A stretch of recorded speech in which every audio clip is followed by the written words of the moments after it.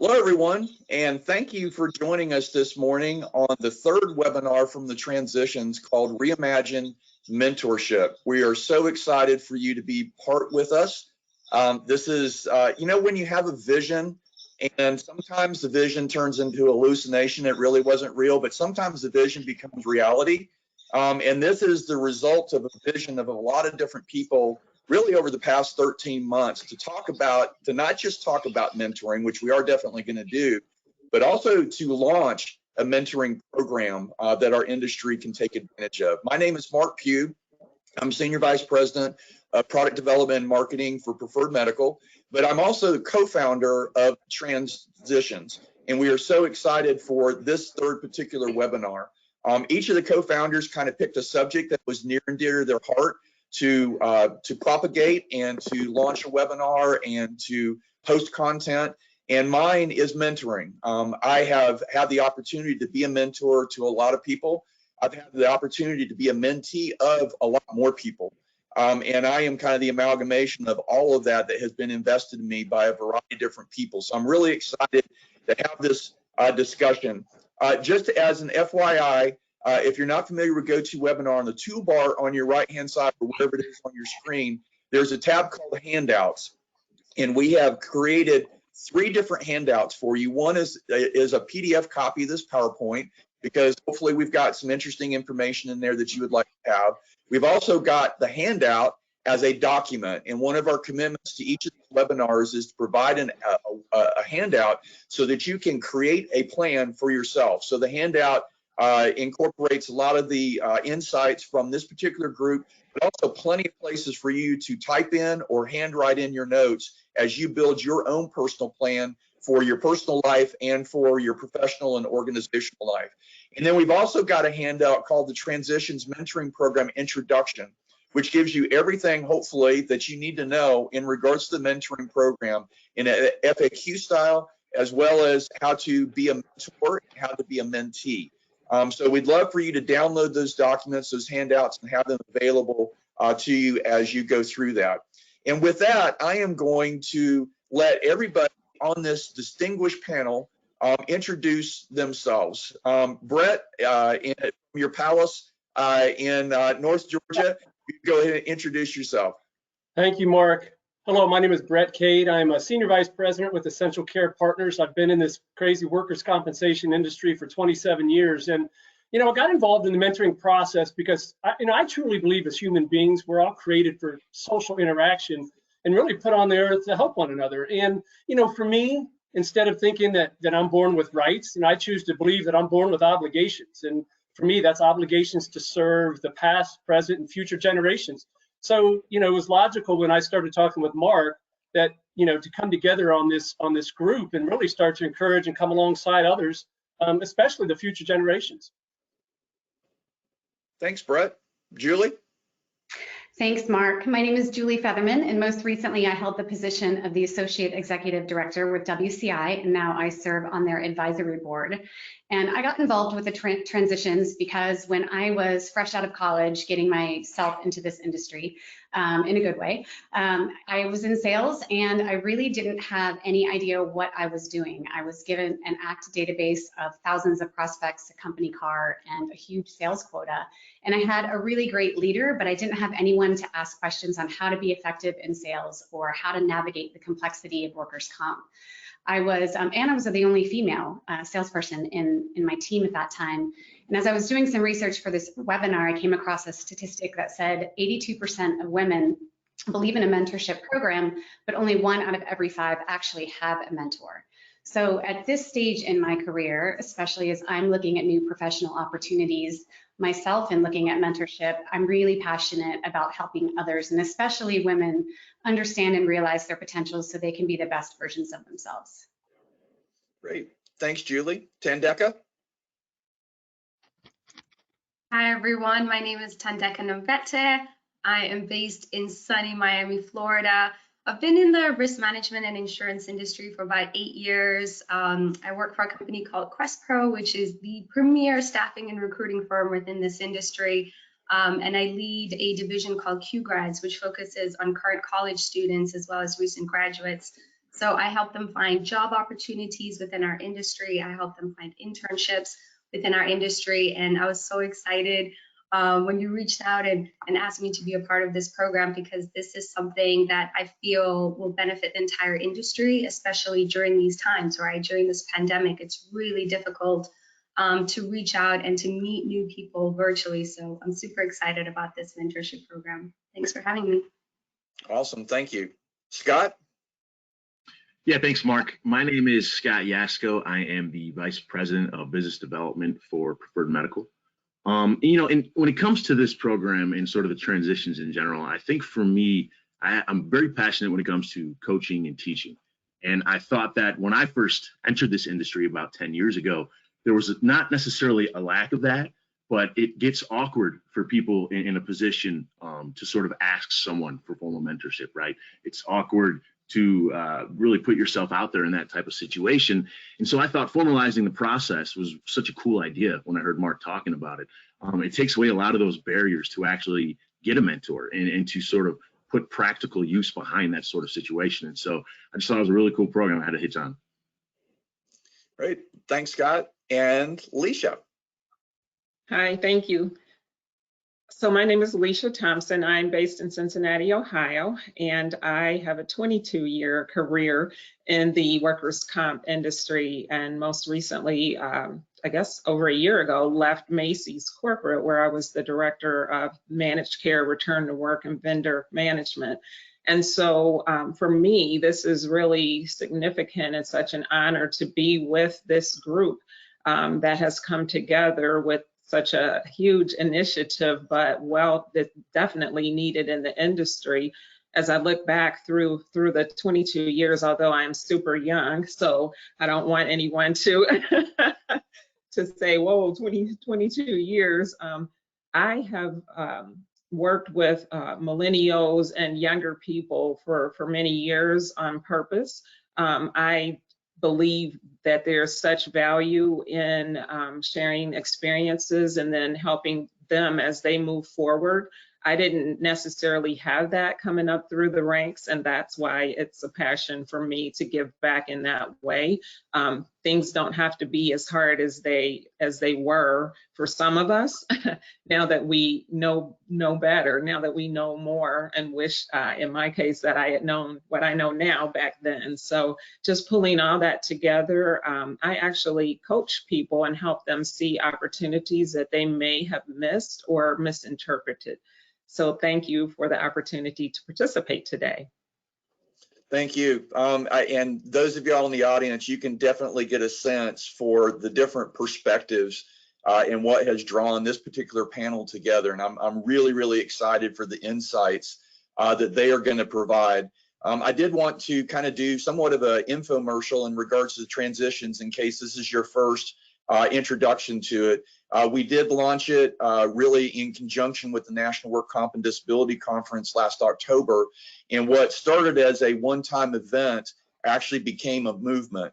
And so we're focused on helping the industry and workers' compensation, broader risk management, broader every industry on planet Earth that's dealing with this silver tsunami of old people like me working their out of the industry, and young people like a lot of the folks that you see on the panel that are coming in, and how to make workers' compensation, risk management, insurance in general interesting and compelling to millennial, all the different individual and new generations that want purpose-driven life, that don't want to necessarily be just about the dollars and cents or figuring out a way to say no to different things, but figuring out a way to help people in their most dangerous and sometimes most catastrophic issues there. So we've got a lot of goals associated with that and a lot of initiatives. The mentoring really is part of that. So this is, I mentioned, the third webinar of a series that's actually going to go into August. Again, in regards to the handouts, what we're hoping is that you're going to create a notebook of all these different handouts that will lead to you creating the plan. We obviously would love you to join our mentoring program as you hear more about it. Follow us on LinkedIn, our LinkedIn group, our First to Know database, and our YouTube channel. And if you missed the first two webinars, they are available on our YouTube channel. as well as a video that Claire Musselman and I did specifically on mentoring. And we're going to be continuing to post additional content on that. Speaking of the different webinars, you can see that the dates are somewhat changed. A little bit of a breaking news. We're going to swap the communication and the management style. Oops, it's got a life of its own there. We're going to swap those. Claire is doing the communication. Marcus Torbert is doing the management style. So we're going to swap those a little bit, but you can see we're touching on a whole bunch of different things. HR, reimagining the work comp brand, which is really important to people like Tandeka, who's trying to recruit people in college, coming out of college, maybe middle school, you know, maybe right out of the crib. You know, maybe instead of giving them a football in their crib, we give them like abacus or calculator or something. You know, but get you know, all these new people involved in it. So hopefully you'll join us as we continue down this path. So I wanted to just kind of really touch briefly on mentoring, what mentoring is to me, and really to start with what mentoring is not. It's not a transaction or a sales opportunity. It's not a position of power or subservience. You think the mentor as the teacher and the mentee as the student, but oftentimes I have learned in my personal life as a mentor that I have learned as much about myself and having the conversation from the mentee, especially if that mentee is younger than me. Scott and I spent a lot of time in rush hour traffic in California. And when you're stuck in traffic, you talk about a lot of stuff. Of course, the first thing Scott always does is he sets all the presets on the radio to the stations that fit his perspective, because he absolutely does not want to listen to commercials. So that's something I learned very, very early on with Scott.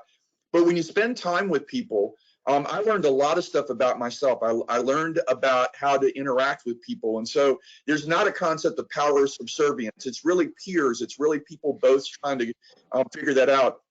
I mean, it's not really an onboarding buddy system or a training program either. Speaking of training program, you know, if you're thinking about being an employer, you know, what if we train them and they leave? And then, you know, the other thing is, well, what if we don't and they stay? So, you know, employers may or may not necessarily, they potentially have a conundrum in their head about whether and how to invest in new people. But I think you have to do it. Even if they leave, even if they chase their dreams someplace else, you have to do it. That's a part of your job as an employer to do that. And so when we're talking about what mentoring is, well, a trusted counselor or teacher, it's an investment by one human being to another. It's empowering others to become the best they can be. It is bi-directional listening and sharing. It's not a didactic lecture like I'm doing right now. It's actually an interaction back and forth. It's strategic and intentional. A lot of my mentoring relationships, a lot of my mentee relationships have been somewhat random. They haven't been necessarily strategic, and those are certainly good. But I think what we're talking about is really that strategic thing. And I actually ran across a quote from Scott Adams, the author of Dilbert, and he's very humorous, but he mentioned you don't have to be a person of influence to be influential. In fact, the most influential people in my life are probably not even aware of the things that they've taught me. And I thought that was very insightful, that we are constantly learning, constantly investing in ourselves, constantly investing in others. And certainly mentoring is about learning. It's about humility, knowing that you don't know everything, and growth associated with that. And just in case you don't know, you have been mentored from the moment that you were born. When I started talking about mentoring in our launch webinar, my first comment was my first mentors were my parents, which you don't normally think of in regards to mentoring, but all that I am is an amalgamation of everybody who has poured into me, and the first people that poured into me, their wisdom and their insights and their perspectives, and their goals and their guiding principles with my parents. So taking all that into account, Scott and Tandeka and Julie came up with this really cool phrase called I care.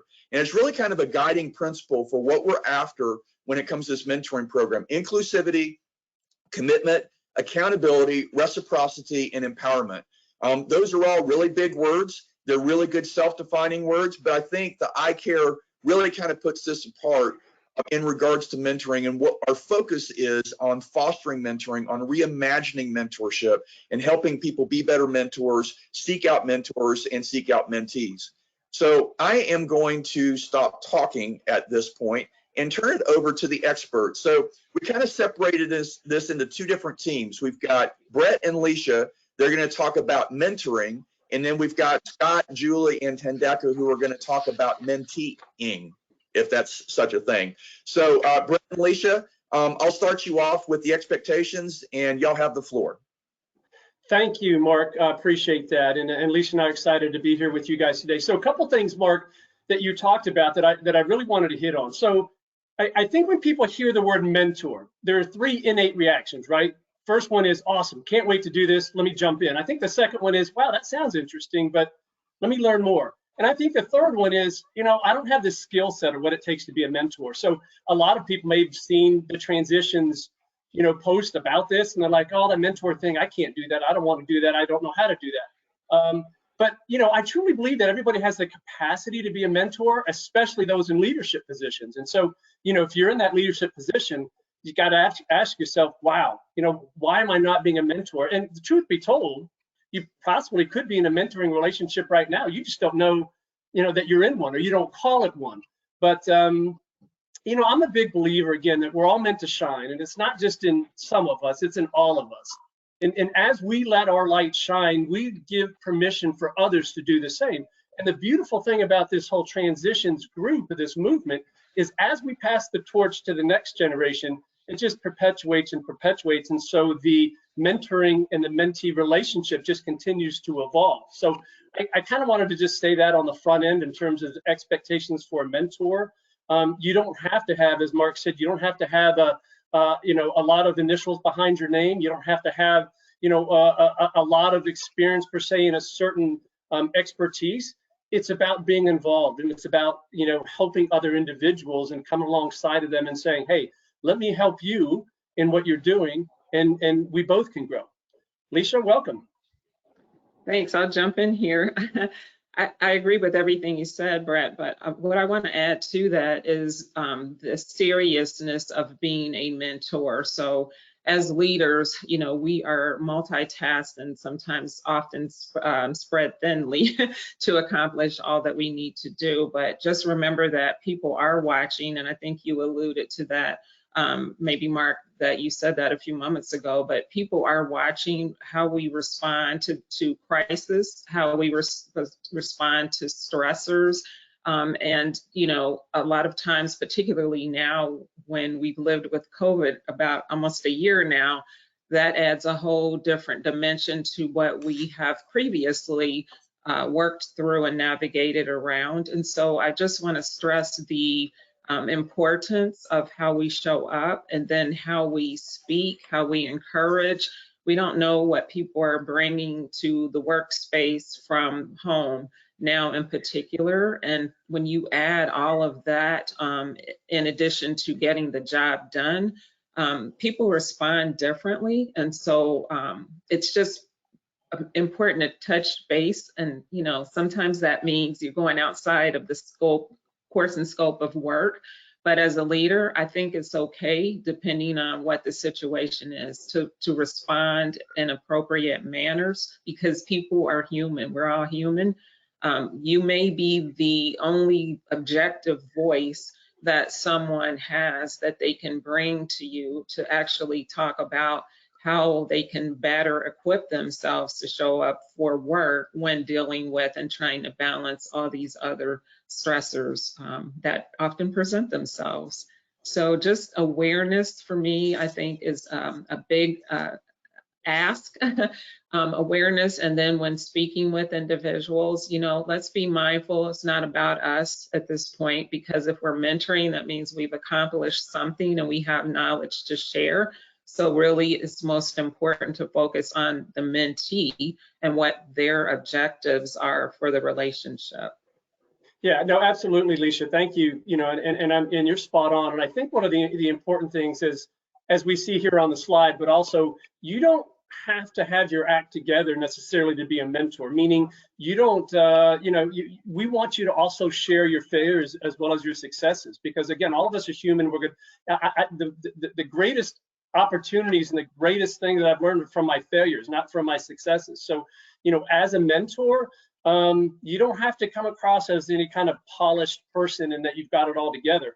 And in fact, we're going to get into, kind of the expectations, but it's really when you get into the genuineness of the relationship in the mentee understanding, hey, this person's real, they're authentic, they're sharing with me, everything, the trials and tribulations they had, and they don't have it all together. For some reason, I thought this guy had it all together, but they're just like me.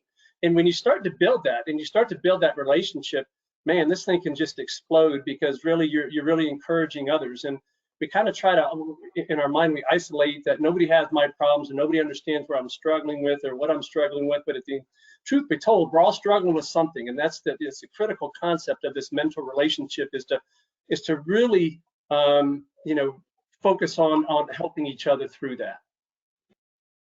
Yes.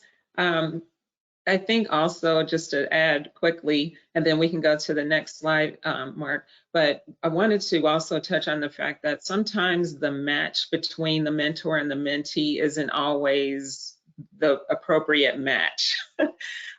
For a lack of a better way to softly address this, I've had that experience, and I guess I want to say that don't let it hurt anyone's feelings if the two parties realize that it just isn't working. The blend that you would hope is there, that you would hope would be there, sometimes organically just can't happen. And for example, I was assigned a mentor who worked in finance, and it was a male. And so we met. I'm open to, working with anyone who wants to work with me, but he had gone and spoken with his father, came back and told me that his dad specifically told him to get a male mentor who worked in banking. So this was where I worked at Macy's. There is a finance department, but we're not bankers, but I was okay with that, because if you think, that the person you're assigned to you just aren't feeling the vibe there for whatever reason, it is totally okay to ask for a different opportunity, because you want this partnership to work and be beneficial. And in some cases, that relationship can last for a lifetime. So, you become friends, and that, can continue after either or leaves the industry. So I wanted to just touch on that a little bit too. But also in the relationship at the beginning, it's important to set some measurable goals, because you want it to be a productive conversation. Everyone's working, we have a lot to do. So to carve out time to speak with a mentor, or for the mentor to carve out time to work with a mentee, sometimes is a challenge. So we don't want to show up, at that whatever time has been previously scheduled. We want to show up that we are prepared, like we have previously thought through what that hour, if it's an hour, if it's 30 minutes, whatever the designated agreed time is. You want to come into the session relaxed and ready to focus on the person that you're actually meeting with, versus multitasking and all those other things that sometimes interrupt well thought out plans. So asking thought-provoking questions of the mentee, I have found to be super valuable, because sometimes they don't know what to say. They're looking to a mentor as the leader. And so I think it's important to sometimes turn it back on the mentee and focus so that it's productive. When they leave, they feel something has been accomplished, that it was their goal for that particular time. You want to go ahead and add anything there? Jump right in. Yeah, no, exactly. I think one of the critical aspects, and I think there's a theme around here, it is the chemistry, as you talked about, where that gentleman wanted a male mentor, right? So that chemistry has got to be there, because, at the very beginning, we talked about being authentic and being real.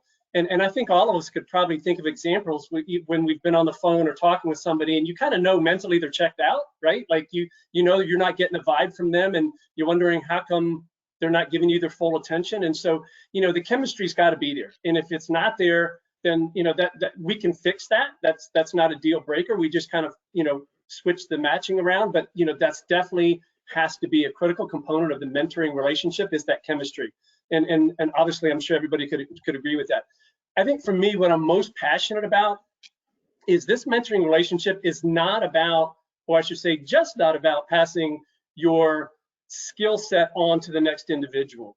It really is more of a life encompassing mentorship, right? So I remember back when I first kind of really got into sales, I didn't know what sales was. But then as I, I guess whether you climb the ladder or just kind of moved into different roles, I began traveling a lot more.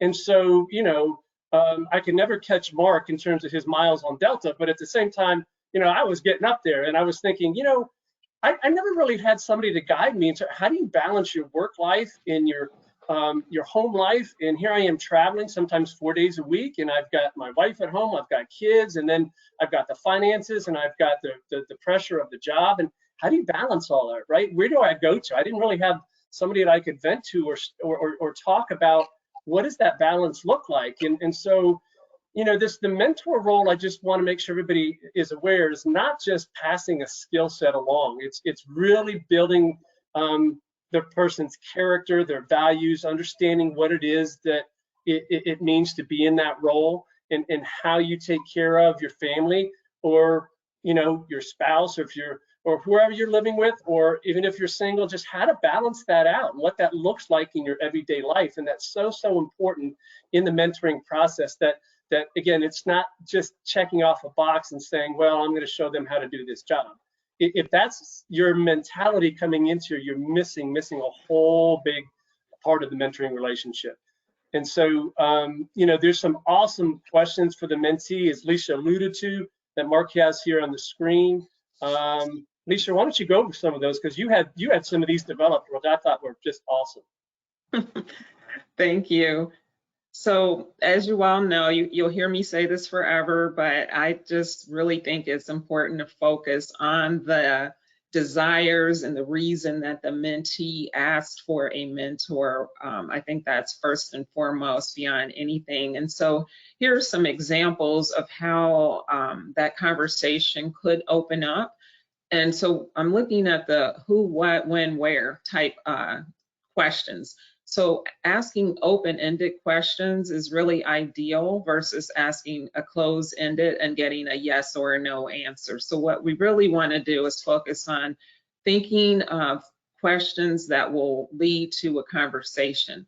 And so to maximize, let's say, for example, we have an hour that we previously scheduled, okay? So to maximize that time and to get the biggest bang for the buck, here's some questions that you might consider. So ask them to come to each meeting prepared. I have had situations where my mentee showed up and just kind of looked at me as though I was going to, navigate and lead that meeting, when I had no idea of what, you asked to work with me as your mentor. I'm here to help with what you deem is an area that you want to work on. So I need to have some background of goals, what is it that you're seeking? So this will help, just having them understand each time that you meet, you want to know from them what it is that they're working on, what's going on. Is it work? Is it home? Is it the balance, as Brett alluded to? But what is it that they want to work on? So we're not here just to chit chat.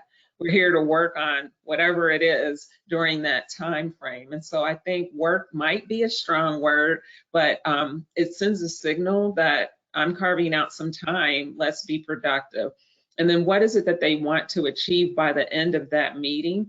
And that is a good question to ask. However you want to phrase it is fine, but ultimately you want to feel as though you delivered by the end of that hour, that you got them where they wanted to be during that time frame, and that you were helpful, versus they take their takeaway being that it was a waste of time. So we don't want that. So how will they measure the success of the meeting? Meaning, what is it that they're looking for? When you ask someone that question, they'll tell you, I'm looking for steps. I'm looking for just a different outlook on how I'm feeling right now in the moment about something that happened. But they'll produce an answer. Sometimes just give them a few seconds to process it without jumping in and over talking them, because then you lose the opportunity for them to really think about what it is that they want, what's going to make them feel better at the end of that time that you spent together. and we want to know why it's important to them, because if it's important, is it now that it's important, or is it something long term? And that can kind of shape the conversation that you have if you know what the goal is and how immediate it is for an individual. It could be that they need answers for tomorrow because they're planning to participate in a meeting, versus next year I'm looking at changing my career, and so I'm kind of thinking well in advance. So it makes a big difference. But again, the whole purpose of the time together is to deliver for them in ways that are helpful and meaningful, so that they feel that it's valuable to keep showing up, and that you are the person who, you know, they can trust with whatever it is that they are wanting to learn more about. You know, is it that they just want to be introduced to someone else for, you know, they still want to work with you as a mentor, but we can open doors to make introductions to people or departments or whatever it is that the mentee is actually striving toward. Right.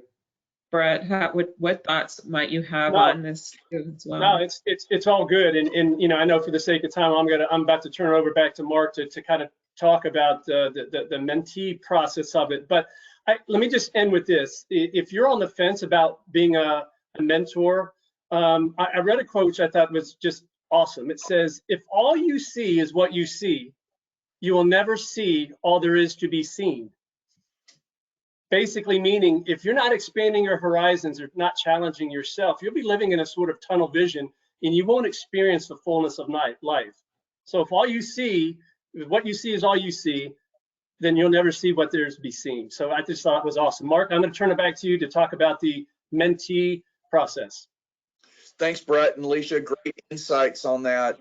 And I think a lot of actionable items, which was really the key that we want to do as far as the transitions and providing stuff. So we're going to switch to the mentee team now, Tandeka, Julie, and Scott, to kind of share from a mentee's perspective what you should expect out of yourself and kind of getting prepared, which both Brett and Alicia talked about, showing up prepared, both the mentor and the mentee showing up prepared. So Tandeka, I think this is your baby right here. Yeah. So thank you so much for this opportunity and, you know, allowing us to set the stage for both mentors and mentees. From a mentee perspective, you know, first of all, hopefully we all understand the importance of mentorship, and we understand that none of us would be where we are today without mentors. We need people to guide us. We need to learn from others' mistakes. You know, as Alicia said, it does not have to be as hard for you. It does not have to be as difficult for you. You don't have to start from scratch every time. As a mentee, this is your opportunity to do something different. You know, even during these difficult times, right? In the middle of a pandemic, it's really difficult to network, as I mentioned. So you have to seek these opportunities to network virtually, to meet new people. We've all been isolated in our homes for about a year now. So this is your opportunity to branch out, to reach out. You know, if you're a young professional, this is your opportunity to boost your career. So definitely take advantage of that. You know, sign up as a mentee, connect with your mentor virtually from across the country. Be open to learning something new. Be open to forging new relationships. As a mentee, the expectation is that you will be courteous, you will be respectful, you will be understanding and yet assertive. You know, come into each meeting knowing what you want to achieve from this relationship. As what was mentioned before, prepare specific and measurable goals for yourself and for that relationship so that you can get the most out of it.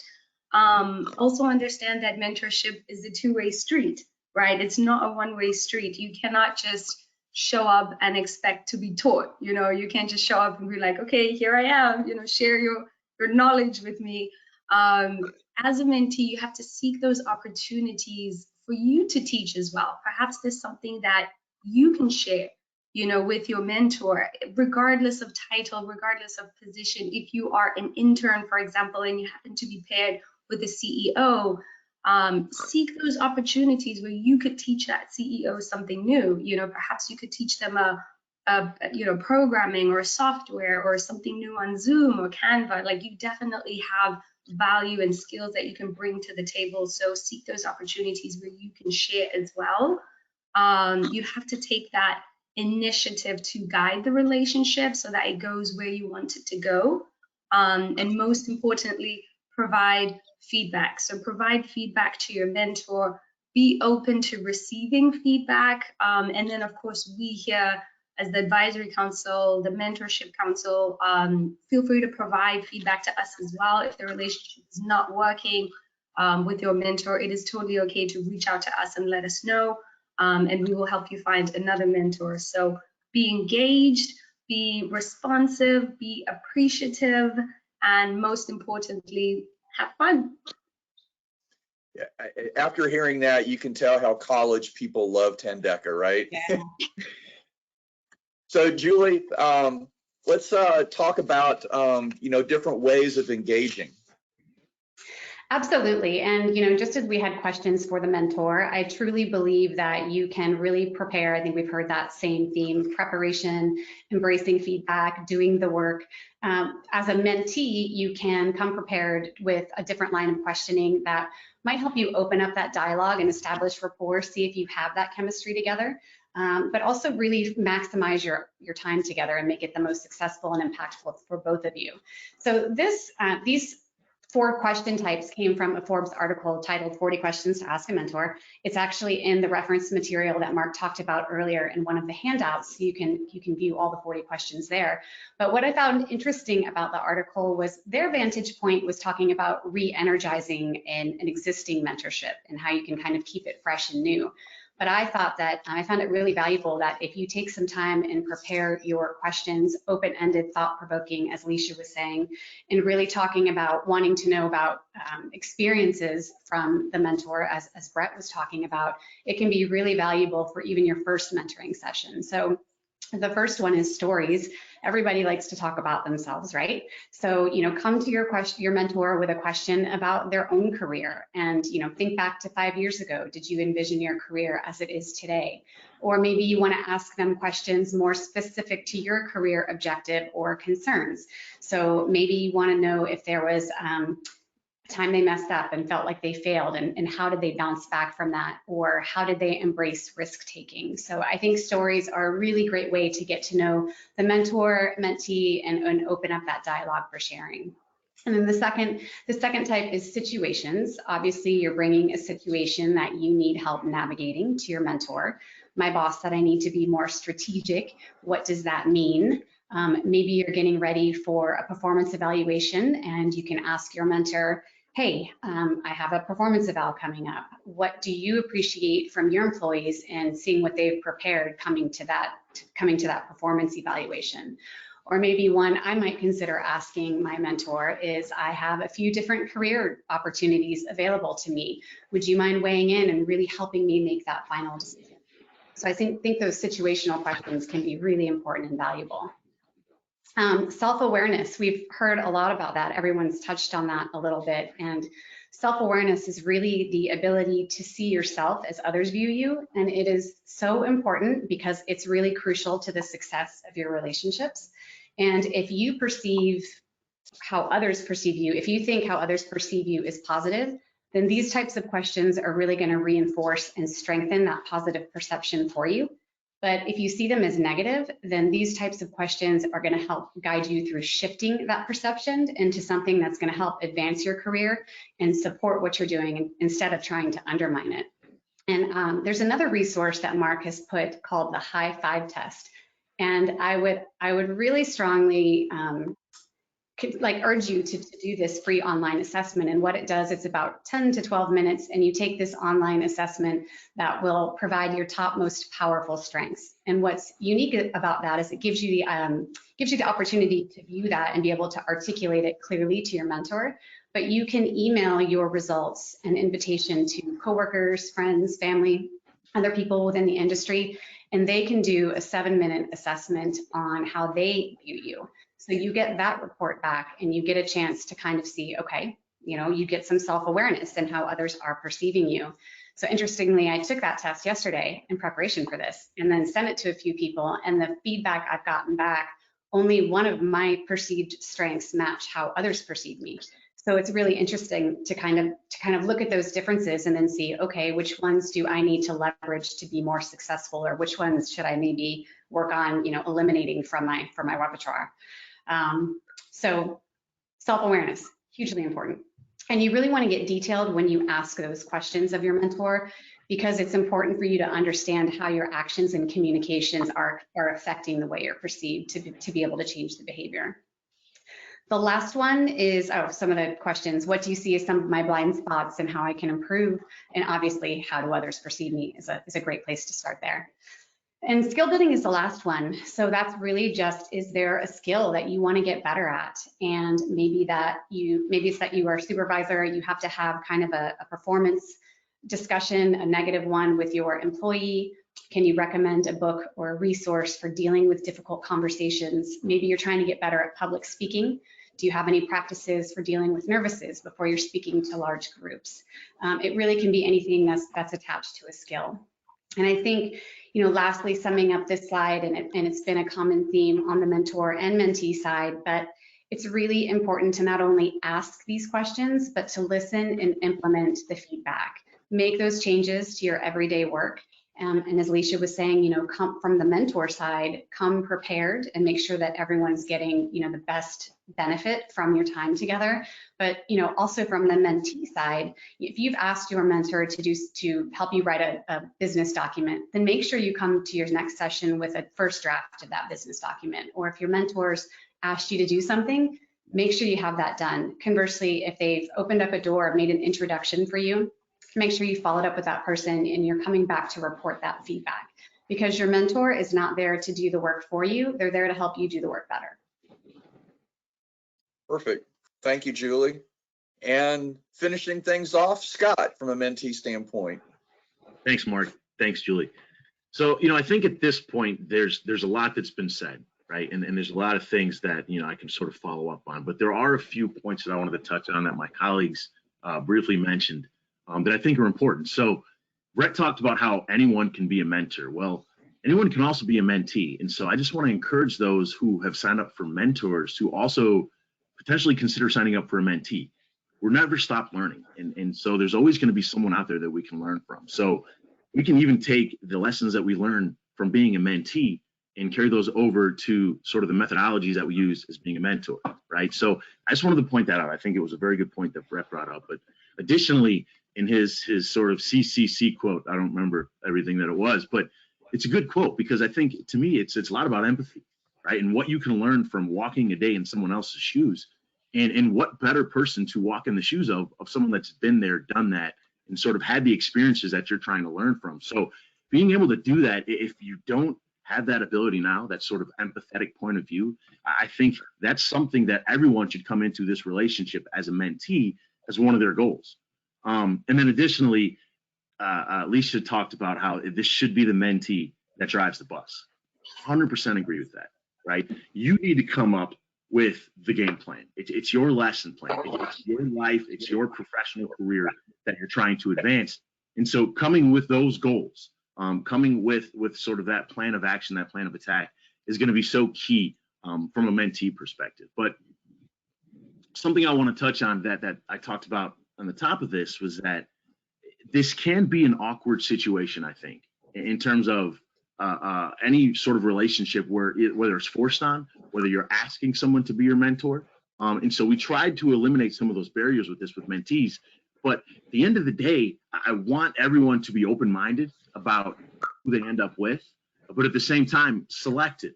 So it is sort of like blind dating. And sometimes you do want a second date. Sometimes you don't want a second date. I encourage everyone to at least get that second date, right? That first conversation, because it's not necessarily organic. It's not necessarily something that just sort of happened because whether it's proximity or whether it's because you guys sort of hit it off in a natural sense, there will likely be a little bit more of a ramp up time. Everyone's not going to hit it off right away, right? So make sure you're giving that person across the table from you, whether it's a mentor or a mentee, the opportunity that they deserve to try and get out of this and get out of you what they can. And so we got to look at each other for the ideas of potential. Sorry, my mouth always gets dry when I'm speaking a lot. But one of the biggest pieces of advice that I can give mentees is that you have to, a lot of people put it in different ways throughout the presentation, you have to take appropriate risks. So your mentorship really offers the opportunity to have someone else that's committed to your progress. They're committed to your career, and they want to sort of help you remove barriers and pull you out of your comfort zone. And that might be one of the more important things about this entire thing is getting out of your comfort zone. And you can't fight them on this. Leaving sort of where you're really comfortable, the things that you're comfortable doing. I think Julie mentioned public speaking. Hell, there are millions of people in this world that are literally more scared of death. I'm sorry, more scared of public speaking than they are of death. And I tell this story all the time. My brother would kill me if he knew I did, but he was one credit shy of a college degree, and he couldn't even fathom talking in front of people. So he ended up quitting college for a time because he didn't want to do his public speaking class. So if that's where your fears are, maybe you're scared of spreadsheets, right? I don't know how to work in Excel. I don't want to deal with that. I'm not a finance person. Or you've been in sales, and the whole idea of understanding underwriting or understanding claims and how that process works is really cumbersome to you. I invite you to investigate those things, right? Because if the goal of this whole program is to get people a little more prepared, a little bit better at their jobs, and to sort of stay within this industry, then I encourage everyone to try new things and get out of your comfort zone, even within this industry. You have to be flexible, right? Because if you're not flexible, you're not truly putting in everything and all the efforts that you can into the program. And you're only going to get out of this what you put in. This isn't a networking thing. Yes, it's great to meet new people, and it's awesome to have those that may be a little more influential than you to introduce you to others as well. But if you've come here solely for that piece of it, then you're in the wrong spot, because this whole program, it's about personal development. It's about advancing our industry. And if you want to stay in comp, and if you want to stay in insurance, we want to give you the tools to be successful enough that hopefully leaving is never really an option. It's just, where's my next opportunity amongst these folks that I know and that I've learned so much from. So, yeah. Did you say something, Brett? No, I said right on, man. Right on. My bad. Keep doing what scares you until it doesn't scare you anymore. Exactly. That's exactly right. 100%. And so, keeping the goals, I think, and the fact that we are getting out of our comfort zone and we want to, at the end of the day, advance our career with this. I think for me, if I was going into this as a mentee from that perspective, I think especially if I'm young in my career, I want some professional identity development, right? So as the mentee, you have to assume responsibility for identifying those needs, identifying those goals, and really, again, directing your learning, and what's really important, and what I found helps me a lot when I was in college, when I was doing my master's degree, when I was learning a new job, when I'm trying to learn a new craft, it's this time and this very intentional effort of self-reflection. What did I learn today? What do I want to learn tomorrow? Where do I think I'm lacking in this area and that area? And that self-reflection can be any form that you're comfortable with. It could be during yoga. It could be before you go to bed at night. It could be with your mentor. It could be without. It could be in a journal. It's really however you're comfortable sort of reflecting on and thinking about just deep introspection in terms of, am I where I want to be in my career? And how can I advance that? And how can I have this person, this great resource that I now have to myself, how can I help them? I mean, how can they help me? And how can I get the most out of that person? So I think that it's, again, everything you're going to get out of it is everything that you put in. And I know I'm going a little long, but the last thing I want to say is that two things. We have to be mindful of these partnerships, and there are going to be times when they reach their natural end. And I think someone, I think it might have been Alicia talked about that. But if the goals that you have, the ones that you've set in mind, if you've achieved them, maybe it's time to find another mentor. Maybe it's time to tackle another set of goals. Maybe you've both sort of reached a point where you've given everything you can give to that person. And sometimes it's not always evident to the other party. So if you want to bring that up, and if you want to have that conversation, it's important that you come with facts and you come with that preparedness that type of conversation would require. But just because a mentorship ends, it doesn't mean that formal relationship is all you had.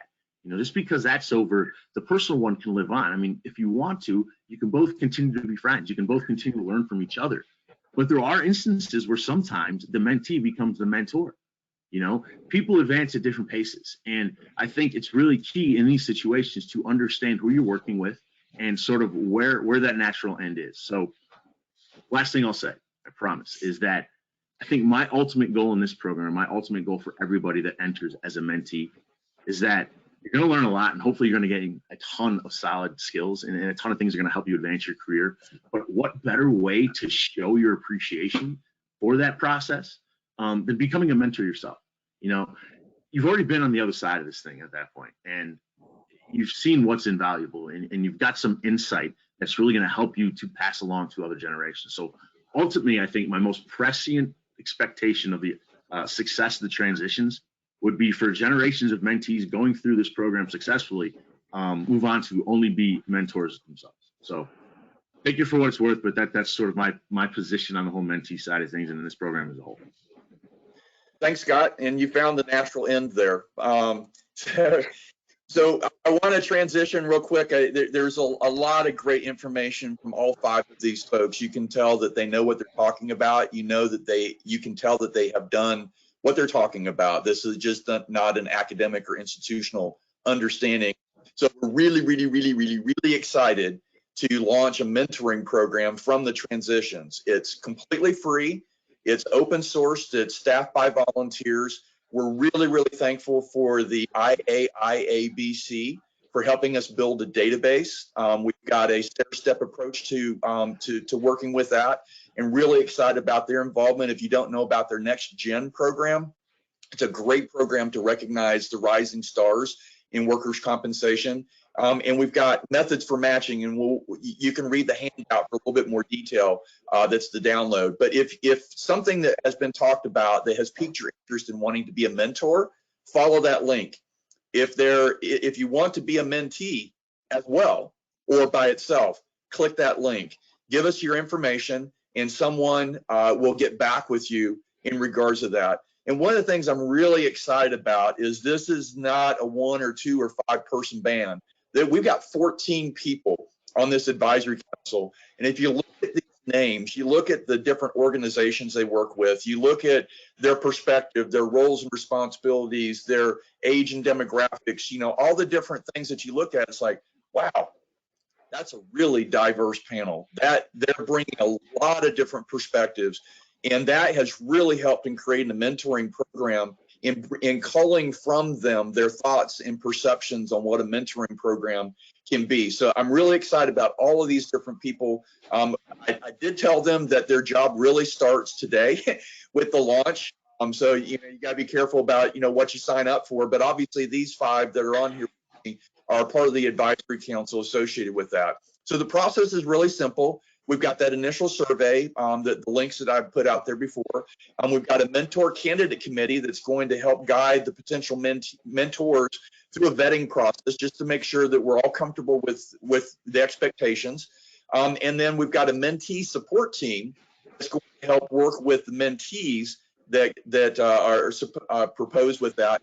And really, the decision is between everybody. It has to be a yes, it has to be a win-win. But once you do that, then we're going to use the preferences by the mentee to whittle down the list of mentors that we have into a more finite number. And then the executive sponsor that comes from the mentee support team, again, this is mentee driven. The mentee will look through those potential candidate mentors that fit kind of the profile of the person that they're looking for. Are they looking for a male or female? Are they looking for someone in the C-suite, someone in technology, someone in a TPA, someone in a carrier? Variety of different things that they can set for their preferences there. And then the mentee will interview these mentors to figure out which one has that chemistry. And to Scott's point, getting that first date, maybe the second date, whatever you got to do to try to figure out who is that mentor. You might find that you might have multiple mentors that kind of fit your preferences. It could be that you want to switch different mentors over time. First, you want to learn about technology, then you want to learn about sales, then you want to learn about finance, and you could kind of go back and forth between different mentors as you kind of continue to grow your personal and professional. So it's a fairly simple process when it comes down to it. We do have events, so you can tell we've kind of thought about this. The mentee group, again, represented by Scott, Julie, and Decca. They've already scheduled an introductory Q&A chat for everybody who's interested in being a mentor on February 26th. And there's going to be a new mentee orientation We haven't set the date specifically for the mentor side with Brett and Alicia, but they're working through that. And then we're going to have different events. We're going to have monthly lunch and learn events that are going to start in April, and those could be mentor only, they could be mentee only, or they could be combined mentor and mentees. We're going to have speed dating, or speed networking, I guess is the appropriate for virtual events like that. And then we're already working with a couple of different conferences that are pretty much guaranteed to be in person later on this year, and working in collaboration with them to figure out how we can incorporate a program and create a gathering place for that. So we're here to support this entire process. Now, all of that means that we're going to need help. The 14-member advisory council is good, but if we get 500 mentors and 1,000 mentees, 14 people probably isn't going to be enough to manage that. So if you want to help us with being on the mentor candidate committee, on the mentee support team, with the lunch and learn logistics, if you want to be an evangelist, get the word out, there's anything that you can plug in to help us with this, to make this as big as it wants to be. I've said from the very beginning, we've got a floor, but we do not have a ceiling, and we do not have walls. This is going to be whatever it's going to be, and it's going to be based on what everybody puts into it and where this industry wants to go. I think I have seen a lot of interest outside the workers' compensation industry as well. This is not specific to workers' comp, although that's really our focus to begin with. But anybody who wants to be involved can certainly be involved with that. So I know we're running up. We've got 3 minutes until the top of the hour. And I know some of y'all may need to leave right at the top of the hour, but we're going to hang out for a little bit and kind of answer the different questions that have come up. One of the questions that came up, and I'll open this to anybody who wants to respond. Please share your thoughts if it is ever possible for a supervisor to serve as a mentor to a direct report. Well, Ooh, can I take? Yeah, go ahead, Alicia. No, Go ahead. I was going to say, this is me being very direct. That's a part of the responsibility when you are in a leadership role and you have people reporting directly to you. You should be the mentor, hands down. That's just my opinion, but I think direct reports are seeking that. So that's a relationship that doesn't have to have a title, mentor, mentee, but organically should, in my opinion, I'm only stating my opinion, but having been a leader for many years, that's a relationship that can organically evolve, but it is the best type of relationship. You can maximize so many opportunities by, sometimes you just have fun. You're not even talking work, but you become friends, but, business as well. And there is a fine line that you shouldn't cross, but that's a different conversation. Yeah, no, right on, Alicia. And I think right there, that fine line, sometimes when you look at a mentor outside of work, you may feel comfortable sharing things about work, right, that you wouldn't want to tell your boss or your supervisor. So there is that fine line. But I agree with you. I think when you're in that supervisor role, or if you're in a manager role, your direct reports, you are mentoring them. I totally agree. And so to what degree will be set upon what that relationship looks like, but there is kind of that little rub where you may not feel that you can share everything you want to share because they work in the same organization and this person's your boss. So yeah, I agree. I think that as a manager, that should be part of your role. You should be mentoring and looking out for and sponsoring all of your direct hires.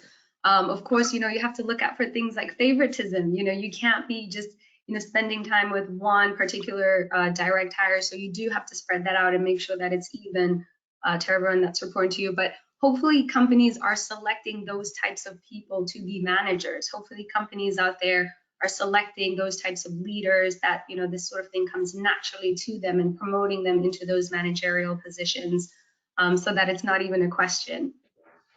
yeah. That's a great point. We have another question. What is the time commitment to being a mentor or mentee? And I'll take that real quick. It's really up to what you can invest in what you have available.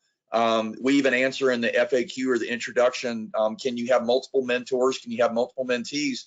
Yeah, you can, but you need to be conscious and aware of the time commitment associated with that. You don't want to dilute your time or their time.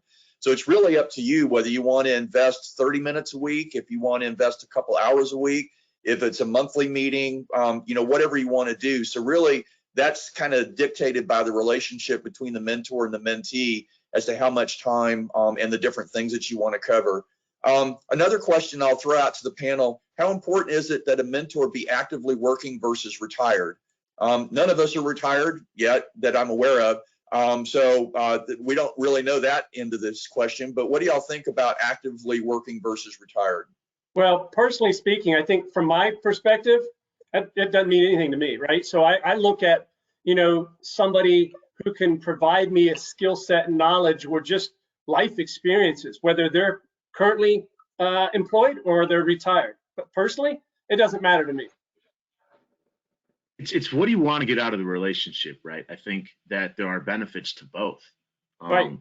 People that are actively working, and maybe they have a technological thing that you want to learn from them, that someone that's retired, it's long since past their prime in terms of that technology, but maybe someone that's been there, done that, and has those decades of experience that, is now playing golf on a regular basis. They still have that stuff in their head. They're still active. They still have information that they need to share. So it really, I think, just depends on what you want out of the relationship and the people that you're dealing with, which I think a lot of this does. It's so customizable. It's so not one size fits all. It has to be what works for you. And so I just think that people need to take that perspective with it. And they need to be open with anything or everything that might be on the table. Put it all out there. I completely agree. Yeah, go ahead, Julie. I'm sorry. I was just going to say I completely agree with you, Scott. And if you are on an attendee and you are retired, please don't let that deter you from signing up as a mentor, because you have a wealth of knowledge. You have those stories, you have those situations that you can help mentees with that you've navigated in your career, and it's hugely beneficial if that mentee is looking for those types of things. Yeah, no, right on. And Julie, you took the words out of my mouth. And I think one of the things that struck me the most about your presentation is stories, right? People love stories and they love telling stories, but I think, a lot of times as humans, we gravitate to that because they're real life examples. You're not pulling something out of thin air. You're telling stories about really what happened in your profession, in your career. And it opens up so many doors, and it just is so huge when you get to that storytelling and imparting wisdom and knowledge on that. Gotcha. We got one final question, and that will only be 5 minutes over time. And if you know me, that's actually really pretty good. So the question is about mentoring on loyalty and other intangible type qualities, and that kind of goes back to that graphic I had up the front. What if we invest and they leave? What if we don't invest and they stay? From an employer perspective, you expect loyalty, but obviously we live in a completely different mindset, especially for the newer generations. There is no such thing as a gold watch. So how do you balance that the loyalty, the expectations, the investment from a mentoring standpoint, either as an employee to your employee base or from a mentor to a mentee? Anybody got some thoughts on that? Go ahead. I do. So I think that, from a HR recruiting perspective, I think that companies that are worried about losing their employees, if they're mentored too well, or if they get too much education or expertise or whatever it is, you're thinking about this in the wrong way. You should be just focusing on your company, what you bring to the table. You should be paying your employees what they're worth.